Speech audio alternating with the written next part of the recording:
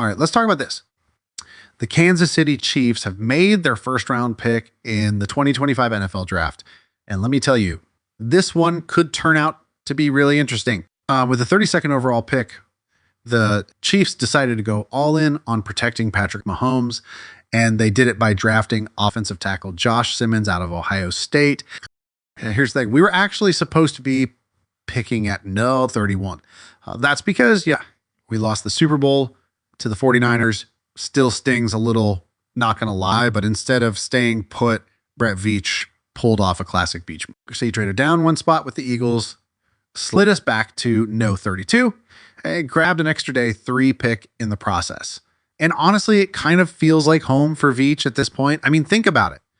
He's made magic happen with late first round picks before. This is just another roll of the dice in a familiar place. But let's get into the actual pick here, Josh Simmons. This is a guy who's been on the Chiefs' radar for a while now.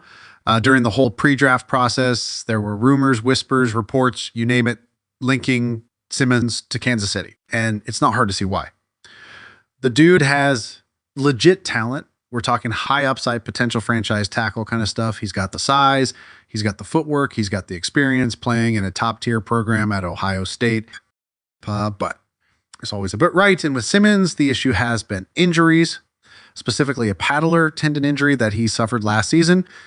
That injury raised some big questions, and it's a huge reason why he slid down draft boards. If he were fully healthy, there's just no way he would have still been sitting there at 32.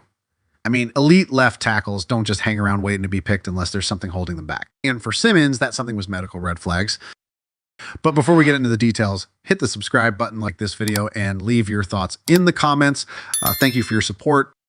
I know that makes some people nervous. Drafting a player with medical concerns, especially at a premium position like left tackle, is always a risk. But here's why I'm not panicking.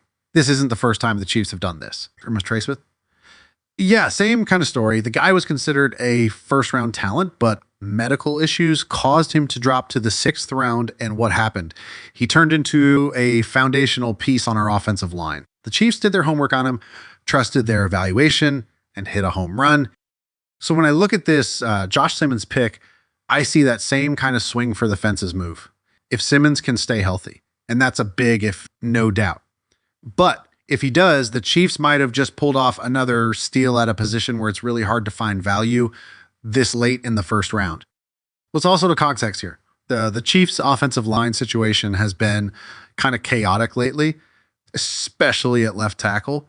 They've been cycling through guys like Kingsley Sumataya, Wanya Morris, DJ Humphreys. And even Joe Thuney stepped in at one point. It's been this constant shuffle, trying to find someone who can protect Mahomes' blind side and bring some stability to the line. That's why this offseason they've gone all in on fixing that spot. They signed Jalen Moore in free agency. And while that's a solid depth move, let's be real, he's never been a full-time starter. He spent his time backing up Trent Williams in San Francisco.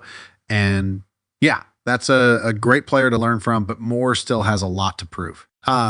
He's on a short 2-year deal, and the Chiefs aren't exactly banking on him being the long-term solution. So bringing in someone like Simmons makes a lot of sense. He gives the Chiefs another shot at finding that long-term anchor at left tackle. And if it works out, you've got Mahomes protected by a young high-ceiling lineman who can grow with him for years to come. Now, some people were pointing out that there were other tackle-needy teams who passed on Simmons. For example, the Commanders were picking just before us, and they chose Josh Connerly instead. That tells me that Kansas City really believes in their scouting department and their medical staff. They saw something in Simmons that made them confident enough to roll the dice. Again, and like I said earlier, they've done that before and been proven right. Josh Simmons is no slouch. The guy is 6'5", 317 pounds. He's played both left and right tackle, and he's got 31 career starts at Ohio State. He's not just some project. You're getting a guy who's already played at a high level against elite competition. That kind of experience matters, especially when you're stepping into a team that's contending for Super Bowls every single year. Andy Reid, the head coach of the Chiefs, spoke to the media shortly after the draft and gave a detailed explanation as to why the team felt comfortable taking a chance on Simmons despite the injury risk. And let me tell you, it's clear that they've done their homework. Reid shared, Josh, we felt, was a phenomenal athlete. He would have been a higher pick, obviously, if he hadn't been hurt. Rick Burkholder, our vice president of sports medicine and performance, has done a lot of work with him, and he's in a good place. So it sounds like the team has confidence in Simmons' recovery. And that's a big reason why they pulled the trigger on him, even though other teams might have hesitated because of the injury concerns. I give you a bit more insight. Simmons had a patellar tendon injury in his left knee, which is no small thing.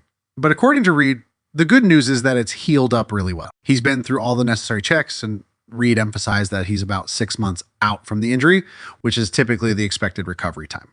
So Simmons is pretty much on track, and that's why the Chiefs are optimistic about his future with the team. Freyd added, we'll just see where it goes from there. Whether he does a rookie minicamp or not, we'll just see once he gets here what he can do there. He's done well. Now, the Chiefs didn't just throw caution to the wind on this pick. They've spent a significant amount of time getting to know Simmons throughout the pre-draft process. This wasn't just a last-minute decision. Reed mentioned that they had multiple interactions with him, including meetings at the Combine, an official visit to Kansas City, and several virtual check-ins with him, one of which took place just the day before the draft. The team wanted to make sure that they were making the right call, and it's clear that they're confident in what they learned. So he said, we had a chance to bring him here. We met him at the Combine, so we had that visit with him. We brought him up here for one of the 30 visits and had a good visit with him there. We had a couple of different Zoom visits with him as late as yesterday. Again, just to make sure we're doing our homework there. We felt comfortable with it. So despite the injury concerns, the evaluation of Simmons as a player never really changed. Reed believes, and I agree, that the Chiefs landed a premium player, especially considering the need at that position. He went from the guys announcing this thing was true. He would have been a top 5 or 10 pick, and so it's a position that we can use some good players at, in particular at the left tackle spot when he can jump in there and do that. He's flexible where he can play any spot, but we felt like he was a true left tackle. That's a huge statement because left tackle is such a critical position. And if Simmons can live up to his potential, he could be a game changer for the Chiefs. And that flexibility is going to be really valuable for Kansas City with the additions they've made this offseason, including the signing of Jalen Moore, who can also play multiple spots on the line. The Chiefs have options. And I mean, they've got the pieces to be really versatile up front. We noted, yeah, we'll see where it goes. Andy Heck, the offensive line coach, plays those guys all over the place. So we'll just try to find the 5 best and get him in there going. I feel like he can go in there. Again, the kid we picked up in free agency, Jalen Moore, can play right or left too. So we've got some flexibility there. Why does this all matter so much? Well, we all know that protecting Patrick Mahomes is crucial to the Chiefs' success. The Chiefs go up against some of the most dangerous pass rushers in the NFL. So having a solid offensive line is a must. Reed touched on this saying, I think he's good in the run and the pass game. Obviously, you're looking for guys who can anchor down in the pass game, and that becomes important, especially on the left side with a right-handed quarterback. We have such good players that we go against who play that defensive end spot that it's important that you get it. That's the truth. Having players who can hold their ground in pass protection, especially on the left side, is a key part of keeping Mahomes healthy and effective. In the end, this move just makes a lot of sense for the Chiefs. They're banking on Simmons being fully recovered, and they're betting that his upside combined with his ability to play at a high level will pay off in a big way for them. It's a risk, but it's one worth taking, especially when you're talking about a player with the kind of talent and potential that Simmons has. As Reed said, he's got the ability to anchor in the run game, the pass game, and with his flexibility, he can play in a variety of spots on the line. If he pans out, it's a huge win for Kansas City, and we could be looking at one of the key pieces of their offensive line for years to come. Thanks for watching, and see you next one.